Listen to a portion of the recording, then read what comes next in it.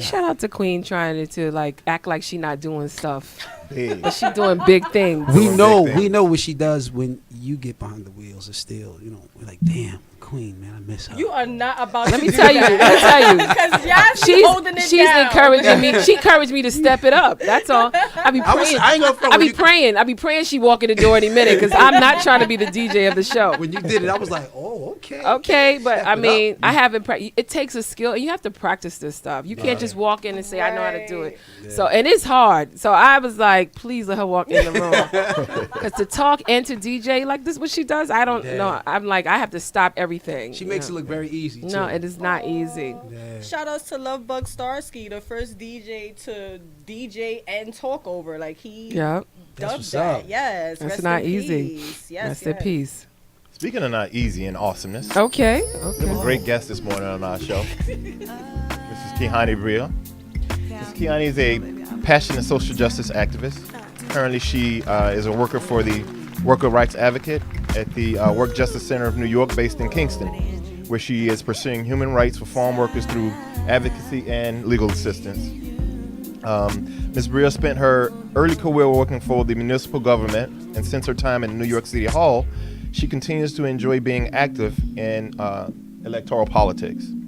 She's a huge advocate and endorses the philosophy of all politics is local and looks to promote civic engagement as a path to empowerment for communities that have been disenfranchised, historically disenfranchised. She currently consults on electoral campaigns for progressive candidates in the Hudson Valley region and is a proud member of the Abyssinian Baptist Church of New York, which she credits with her spiritual as well as her political edification. She's new to the Hudson Valley region, moving all the way up to Wappinger Falls. Wow. Welcome to Hudson Valley, by the way. I'm a Hudson Valley guy too, living in Austin, and enjoys fellowship while in Wappinger Falls at the Bethel Missionary Baptist Church. All right. Oh, so you maintain Abyssinia and Hudson. That's awesome. Keeping that spirit filled. That's right. You gotta Keeping get that it. spirit filled. Wow. Kihani Brea, what's Brea. up? Let's go. Hi. I'm at the tomorrow. Oh, shout out if you want to join in. Find Kihani. Go to who's preaching. Not sure, but hopefully Reverend Butts and some combination thereof. We have a wonderful staff of pastors. The preaching is off the hook at Abyssinian. I'm gonna have to check that out. Yeah. You know, it's hard to find a lot of Baptist churches up here. A lot of people up north are Catholic. Up where? Harlem? In New York City? I'm about to say that's In New York City? I live in Westchester. No, I'm just saying. Well, in New yeah, I York get City. Good. Let me tell you, I if live you in come to West New York Harlem, City, you come Harlem, to New York anytime. Harlem and we got Brooklyn. We got a plethora of Yeah. Baptists. If you want to go back home, Well, let's just be real. If I walk in a church right now, I just might burst into flames. it's all right. No, that's not true. So They accept everybody. yeah, We got insurance at Abyssinian, so you are welcome. You are welcome. So Ms. Brea, let me welcome you to the show. First of all, thank you for coming this Thank you. morning. And let me ask you a couple questions. The Work Justice Center of New York. From everything that I've read and understand, there's a huge issue going on as far as farming rights are concerned and migrant workers and things like that. Can you bring us up on that, please? Sure. I thank you for having me, You're everybody. welcome. You're welcome. Good to see you. Thank you. Love the hat. Thank you. Rocking it. Thanks. Bling. I was in Bling's Texas always for New good. Year's. Oh, okay. Yeah. So, my name is Kiani. Hi, Kihani. I am from Harlem, Yes. by way of Washington Heights. Yes. And I'm living in the Hudson Valley now. Did a big move, and I'm at the Worker Justice Center of New York, providing advocacy, legal services, and rights education to farm workers. And it's really interesting work. I really love it. I've been in the Hudson Valley going on 4 years now, and it's been an interesting experience, to say the least. Demographically, of course, it's extremely different than my life in New York City. Right. I have to say what I miss the most about living in New York City is seeing people outside. Like I'll be sitting in my car in the suburbs, like I want to see people. So like I stop at a red light and I look into the cars next to me, because you know when you're on the subway you check out people on the train, right? Right. I look at cars next to me. People look like I'm invading their privacy. They don't want you looking into their cars, so it's like a little weird for me. But I'm a people watcher, so sometimes I'm like starved for that energy in the Hudson Valley. But yeah, it's been a little bit of a culture shock. The Worker Justice Center is an amazing organization. I kind of stumbled upon the organization as I was looking to fully transition myself to the Hudson Valley, and it's a great organization. So basically, the organization is like a staff of like 10 people. They've recovered over $10 million in stolen wages for workers across New York State. And historically, the organization dedicates itself to legal services for specifically farm workers, but we serve all low-wage workers. And like I said, across New York State. So that means everything outside of New York City. Right. So once I moved out of the 5 boroughs, I found out that there's actually regions all over New York State that's not just upstate. Right.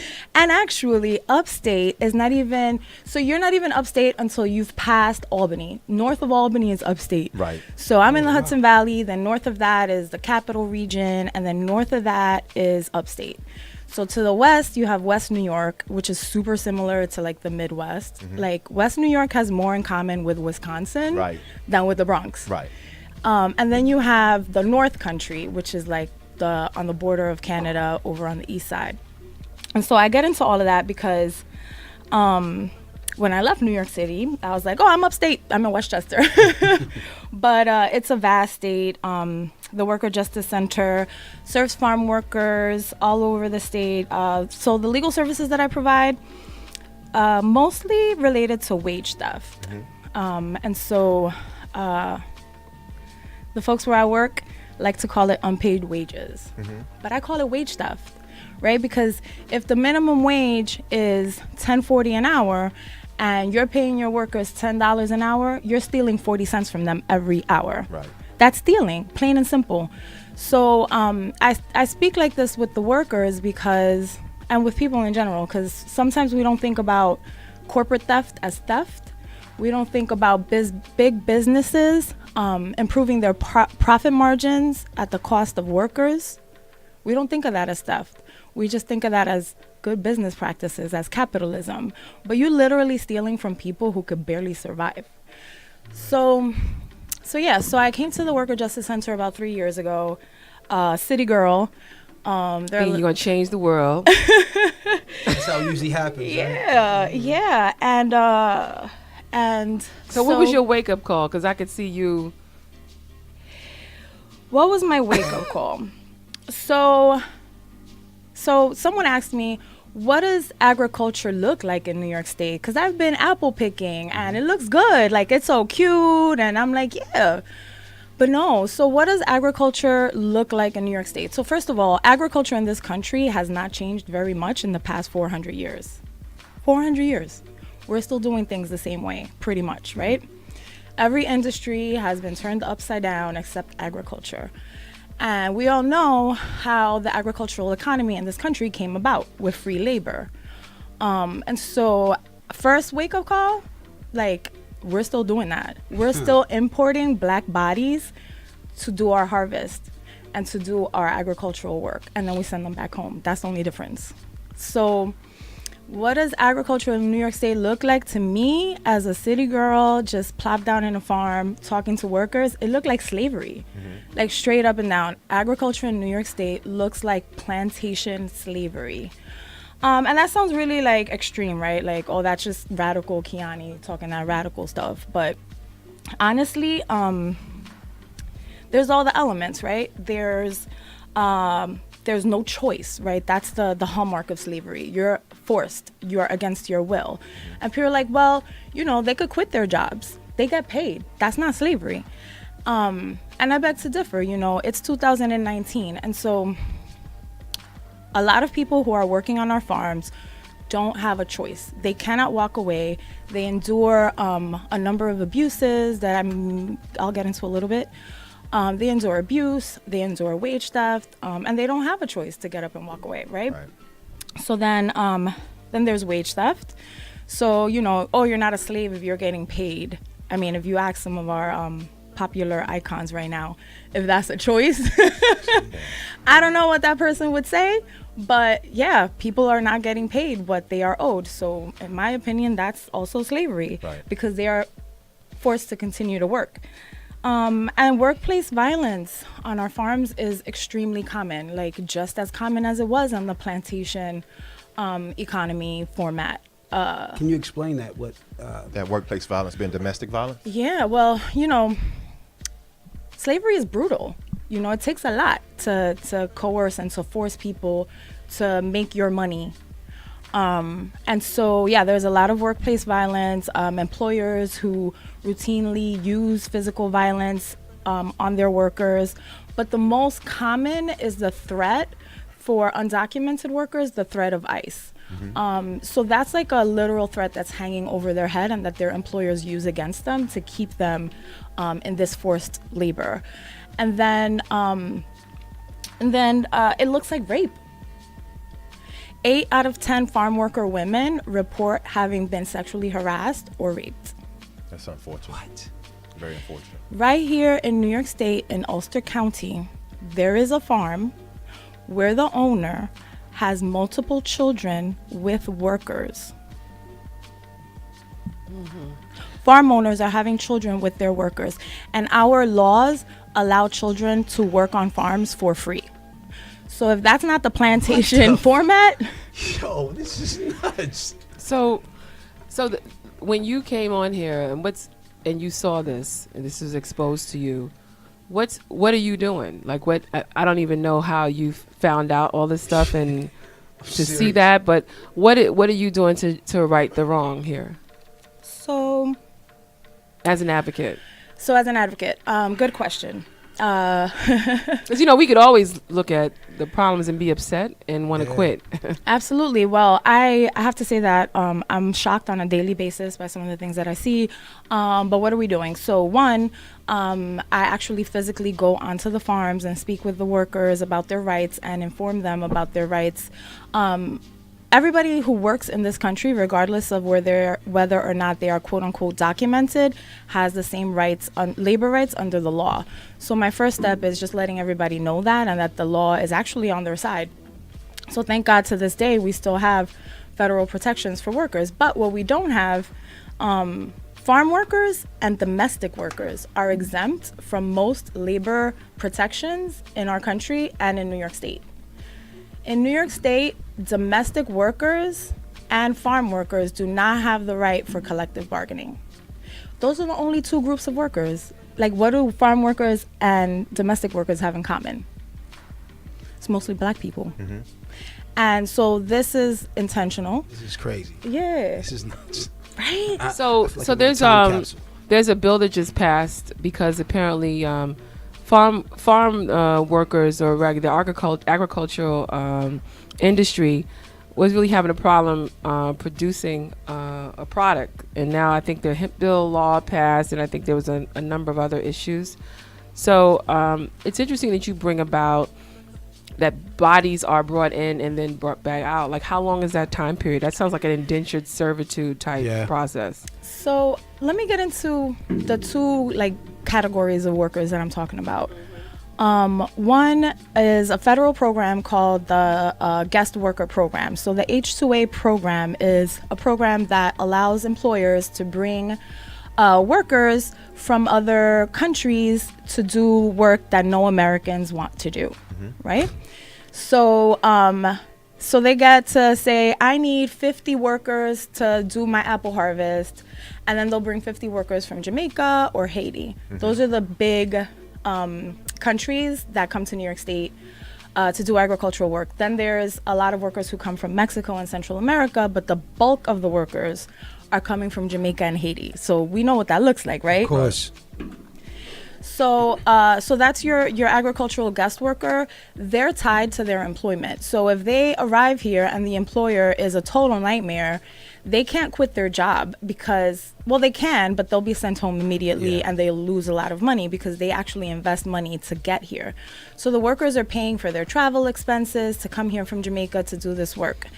And then there you have your migrant workers. And so these are workers generally of Latino origin from Mexico and Central America who spend their lives migrating amongst different crops. So some of them go from Florida to Georgia, and then they travel up north, and when they're done here, then they go back down south. And they spend their entire lives doing this, and they have families, they have children, everyone works on the farm, including the children. And so you can imagine if your housing is tied to the agricultural seasons, you're constantly moving. Are you going to go to school? Right.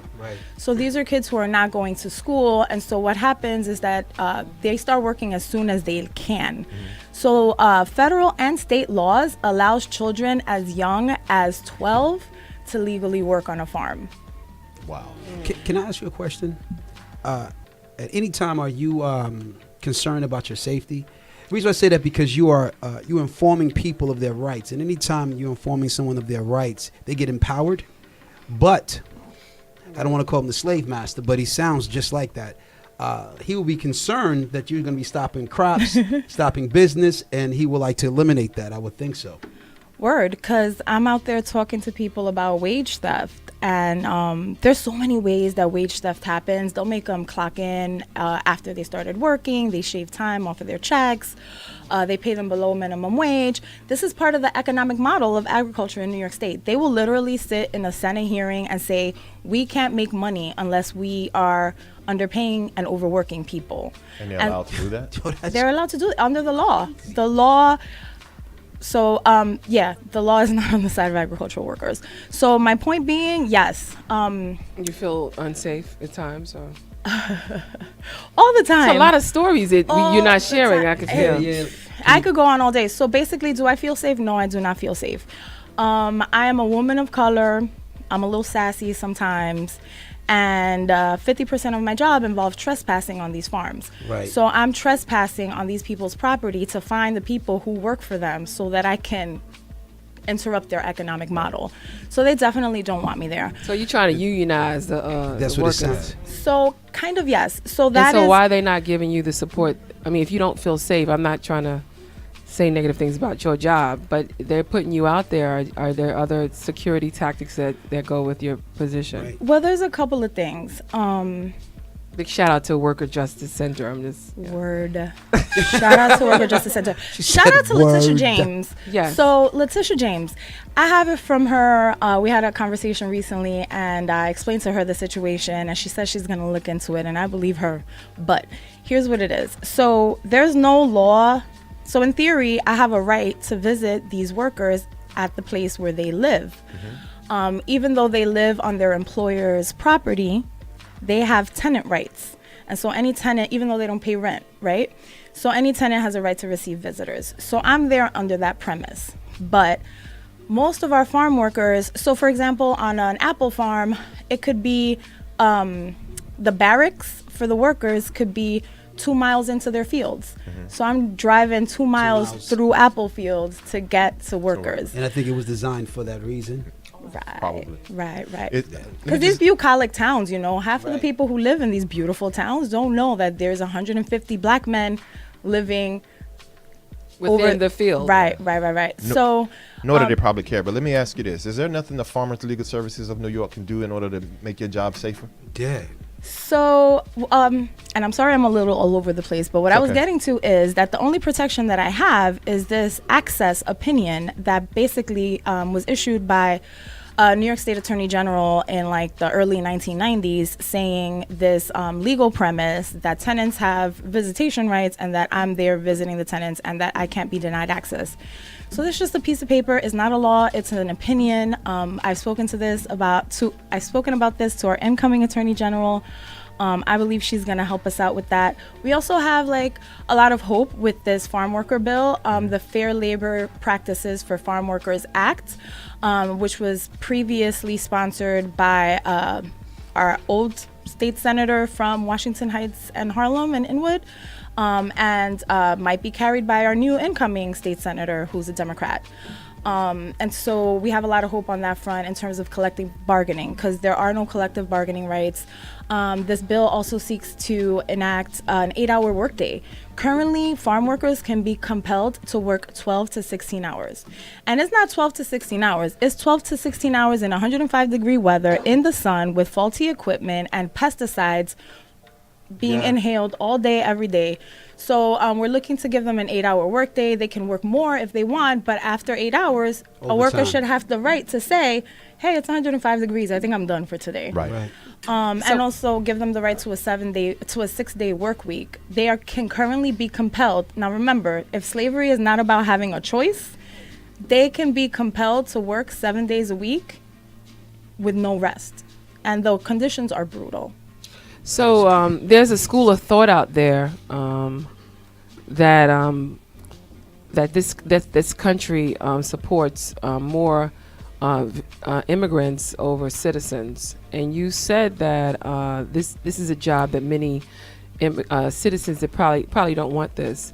Has there been a push to see if there are citizens who could work in this job? There's a lot of people talk about they need work and work and work. It seems like if we're bringing people from over, and I'm not conservative, but this is a conservative question. Right. If we're bringing people over from other countries over here to work, is that eliminating jobs for people here, some shape or form? That is an amazing, awesome question, and it's really has a complicated answer. So essentially, so I'll give you this example. The Worker Justice Center successfully sued a farm called W.D. Henry, and the reason for the lawsuit was they had illegally discriminated against Puerto Rican workers over Jamaican workers. Now, mind you, Puerto Ricans are American citizens. Right. And so these American citizens were paying their own expenses to come to New York State to work on this farm year after year after year. After Hurricane Maria, this became extremely onerous on them, but they wanted to come and get their jobs that they've been doing year after year for generations. And these are American citizens coming here from Puerto Rico.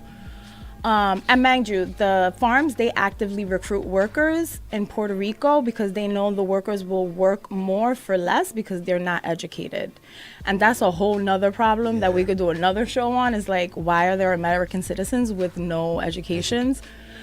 So we sued the farm because they denied these Puerto Rican workers who are American citizens their jobs in favor of agricultural guest workers. And that's against the law because the agricultural guest worker program is meant to not deny American workers their jobs. So that was like outright discrimination, but it's still a complicated answer, right? Because so why were these workers coming from Puerto Rico to New York State? Where are the people in New York State who are unemployed? The Southern Poverty Law Center did a study of, and this is how brutal agriculture is. They did a study about 10 years ago where they had monitored how many Americans responded to the ads. So the farmers are required to put out ads before they bring workers from other countries to see if any Americans want the job. 12 Americans responded to the ad. 7 people actually took the job.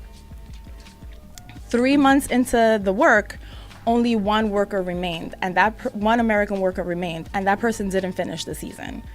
The work is that brutal. There's a reason why. I'm glad you broke it down like that, because people always say, "Oh, they're taking our jobs," but who wants to do that? Right. Yeah. None of us wants to do that work. So some of the farmers will tell you, if we paid a fair wage, they will literally say this out of their mouths. If we paid a fair wage, your apples would cost $7 a piece. Why? Because they have to make up for the paying of their staff. That's why. But so yes. I don't know if it's $7, but right. They do have to make up for their product, but what they pay for their operations. So it begs the question: is like, how is capitalism still set up in this country to keep people enslaved and oppressed? That's the basis what I'm of interested capitalism. in is finding out somebody for free labor. Right, and through this free labor, what are they getting for this? Like, are they getting health benefits? Getting apples. So yeah, back to the W.D. Henry lawsuit. Really? Literally. back to the W.D. Henry lawsuit, the reason they discriminated against the Puerto Rican workers over the guest workers is because with the guest workers, they don't have to pay unemployment insurance, they don't have to pay Social Security tax, and healthcare, and a number of other benefits or taxes that they would have to pay on American workers. And so again, the whole system is codified into law in order to keep people oppressed and enslaved. And it's 2019. And divided. So am I hearing that these farmers are able to charge less than minimum wage, and that's legal for them to be able to do that, to work these people the way that they do? So that's a yes and a no. So the guest workers actually make slightly higher than minimum wage, which in theory drives up the wages for other workers. So if a farm has guest workers and they're paying the guest worker rate, which is I believe at this point $13.40 an hour, then any American who comes to work on that farm also has to get the same rate. But very commonly that's not the case. So often what we find is that they'll have 25% of their workers, quote unquote, on the books. And then the rest of the workers will be undocumented workers who are not getting the same wages as the guest workers, and they get below minimum wage. But how many folks are working on the books, the field, farm? So that is also a good and complicated question. We don't have real numbers. You can't, because they're having children. You don't know how many people are actually coming in. Did she answer your question? I'm sorry. She did. Yeah. Yeah. You're having children, you don't know how many folks are. Yeah. It's disturbing, isn't it? I was just going to say, how can someone get involved in something, this movement or the support system for you guys? Yeah. So the Worker Justice Center of New York, we're based out of Kingston. We're also in Rochester, wjcny.org. You can always donate, find out about what legislation we're supporting, and donate. Go up there and kick some ass. Then we've got, you can volunteer. You can go with her driving through the apple fields. To a ride along. Right along. How do you do this? How do you, a lot of us do work, and we certainly think that our jobs have a burden on us. Yeah. How do you take this home with you, let it go and still be a regular Kihani, being a pain in the butt to, political consultants and stuff like that? Yeah, I guess that's you do church. That helps, huh? Right. I mean, yeah, I don't know. I think regular Kihani is always like on the edge, always upset about something. Right. So I think this keeps me going in that respect. But it is really tough. There's a lot of there's a lot of vicarious trauma. I was not aware of any of this before I started doing this work. And so just to put a human face on what we all kind of in the back of our heads know is going on was really eye-opening for me. But yes, it's difficult work, but it also makes me think differently about all of the work that we do. Right. And the way that the vestiges of slavery are still in a lot of our workplaces. So I was at a conference recently and we were talking about how electoral politics gets done. And, folks who have worked on a campaign at any entry point in a campaign will notice that it's often, we talk about field work, right? We talk about field work in electoral politics, and then you look at who's doing the field work, and then you look at who's sending people to do the field work, and you're like, whoa. I want to go inside the house. I want to be the house. Right. So you speaking of with the whole facets of election process, the majority of folks, and big shout out to Dunstan, my girl Rashida, but the majority of folks are generally not people of color that's running the campaigns, that are doing the communications, that are doing the data. But then when it comes to getting the people organized, it's So let me also say to you that you're working on some electoral campaigns. Let me ask you: are you focusing on candidates that might be in line with the Worker Justice Center, or are you doing separate opportunities? Absolutely. Well, so my electoral work is definitely separate from my work at the Worker Justice Center. So I'm an independent political consultant, which means that I'm basically out there helping whoever I want to help.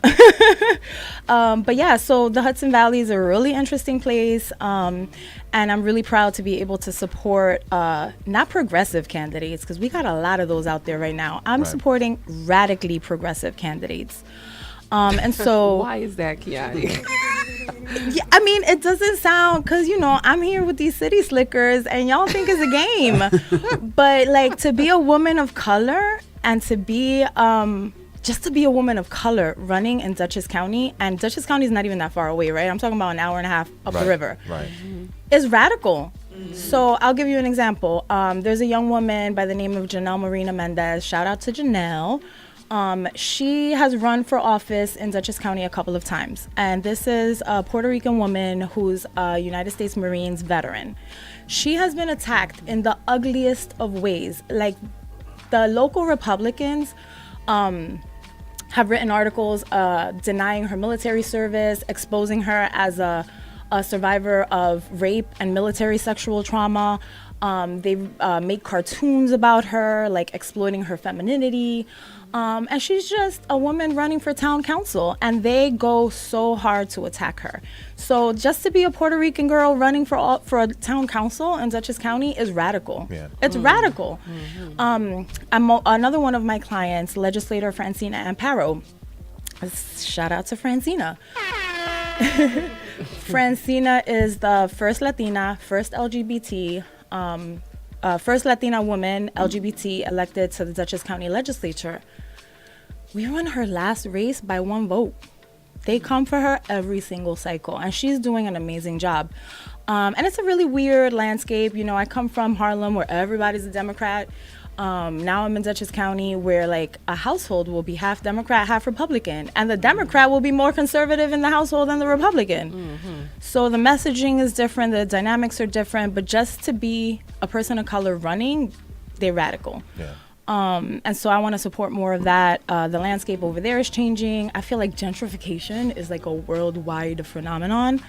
And it's definitely happening in the Hudson Valley. But I feel like it's happening in a good way. Like, there's more Latinos, there's more melanin moving up the river, there's more Democrats. And so I want to be part of that change. I want to continue to support that, and by supporting candidates who are doing good. I'm really proud of the work that I did while I was working in City Hall here in New York City. I'm really proud of the candidates that I supported early on, and some of the work that I did in Harlem. And so I've been able to translate all of that experience into just making change where I'm at now. And so I'm very proud of that. Good deal. So you said that the state senator in Washington Heights prior sponsored the farm bill, and then hopefully you hope the one here. Why is it an elected official from Washington Heights doing this as opposed to somebody from that represents that area? That is an awesome question. I just come out with all of these. Yeah. I'm starting to feel discriminated against about my question. Right. You asked a question, right. Anyway. Get out of here. It's not an awesome question. Go pick some apples. You're not a Latina woman. So basically, don't pay them any mind, please. Go ahead. I mean, like an apple picker. Exactly. You might have been an apple picker. Let me tell you something. I ain't too proud to go pick apples. Hey. If it come to it, I'll be they got some state champion apple picker. You're gonna be one, huh? I'll do it. I got to do. Oh boy, go ahead. I'm sorry. So basically, well, it's better to pick cotton, right? No, it ain't better to pick cotton, sis. But one of the things I've come to realize. No, let her answer the question. Go ahead. Okay. The what? So basically, why is it that the Washington Heights electeds are promoting this bill as opposed to like someone in Hudson Valley, or So yeah, if you want to learn more about the bill, visit farmworkersny.org, and it gives you all the information about the bill. But why is it a person in New York City versus an upstate person? Because of a little something called the Farm Bureau. Those are the folks that lobby on behalf of the farmers. And you'd be surprised how many of our like upstate legislators are actually farmers, or like the father of the farmer, or the brother of the farmer. The sheriff is the farmer. Like, Keep it in the family. I stay shook of them cops, but yeah, so that's why. I don't. That makes sense. I don't It's so understand why people. troubling, man. It's troubling, but I don't get why people will be surprised about that. I mean, being from South Georgia, and Right. these guys are hearing this because, like you said, they're city slickers. But it's something that we see all the time down in the South. No, I don't think we're surprised. I think that it's an Eye opener. Yeah. it's shameful. Education is It's powerful. just frustrating for me. Shameful. Education is powerful. And there's people that probably know about it and think it's the regular way to live, right? Right. Right. Because I probably know some people that live in those areas, and I'm going to ask them now. What do you think about the farm worker situation, the agricultural work there? Yeah. Well, it's also out of sight, out of mind. Yeah. Like we don't you're see right. the affected people. Once the bulk of New York State's agricultural workers, once the season is done, they go down to Miami, jump on a plane, and go back to Haiti or Right. to Jamaica. So we Right. don't really see them. But I'll tell you a quick story that just, for me, brought home how problematic this is. So I got a call from a gentleman up in the North Country in Clinton County. He's working on a dairy farm. And he told me that he was scared of his employer because he keeps having drunken fights with the employer. And he needs help sending money back home. And he needs help finding another job. So I dug deeper into why he needs help sending money back home. So there's this whole economy there's a whole underground economy of people who, quote unquote, help farm workers get what they need. So there's a person who goes around collecting money from farm workers to then go do the wire transfers. Now, why aren't the workers leaving the farm to go do the wire transfers? Because in the North Country, there's so much enforcement activity that they literally can't leave the farm. So when I spoke to this gentleman, he hadn't left the farm where he worked in 2 years. Mm-hmm. He literally had not left his place of work in 2 years. And so he's working on a dairy farm. He's milking cows all day. His trailer is right next to the dairy barn. Like, the fumes from the cows is ridiculous. And so he's living basically in his place of employment and hasn't left for 3 years. Now he's having a conflict with his employer, and as retaliation, the employer stopped allowing the person who was doing the wire transfers for him to come onto his property. Wow. He also, which also meant cut off his access to groceries. So now the employer is like, well, you need food, I'll buy you food. He's taking the money out of the guy's check to buy the groceries. No receipts provided. And what is my man eating? Frosted Flakes, Wonder Bread, and Tang. This is just another way of the Willie Lynch syndrome. Yep. And how Willie Lynch was able to break and make you a slave. It's all psychological. I want to fight. I'm serious. This is not. Yeah, make it. Let's make it an intellectual fight to where we come together and help this young lady to do what we got to do as far as FarmWorkersNY.org. And as far as another thing that she believes in, which is making politics local. I'm a huge advocate of that as well. I think that so many times we focus on the federal government and everything that's going on in Washington. People can tell you who their president is, but they can't tell you who their city councilmen are, right? Who their assemblymen and assemblywomen are. And so I agree with you on that. And if we're going to fight, which we should, but I get what you're saying. which we should fight, we have to do it in a manner that is first of all safe and conducive to our people having success to get done what needs to get done, because they expect us. A certain amount of people expect us to just act out and be physical. They don't expect us to be intellectual. And so how can we help? Yeah. Write your state senator, your assembly member, to try to get this bill passed as soon as possible. Of course, we now have a Democratic majority in our state Senate, and so I feel really good that this is going to happen and that this is going to alleviate a lot of the problems. But just also just being aware of where your food comes from. I'm done with apples. So farm to table might not be a good thing right now. Well, depending on which farm it comes from. Right. So farm to table, you don't know which farm it comes from. Right. And I don't want to be discouraging, because when I try to it's too late for that. figure out where my food comes from, it's like my favorite apples come from a farm that we're suing. Wow. My favorite Indian frozen dinners come from a plant in Newburgh, New York that we're suing. And so we could fight with our dollars. How do you resolve that conflict within yourself? That's a good question. Oh, you got one, baby. In consuming these products, got one. In consuming these products, like physically and personally, you enjoy the apples. Physically and personally, you enjoy the food coming from the people that you're fighting. How do you handle that? Those Fuji apples from Ulster County, like, oh The my bomb. goodness. No, they are the bomb. They taste like cotton candy, and they're so good. They are really good. Do you think that the farmer that owns that recognizes and realizes that and is able to take advantage of his workers because of that?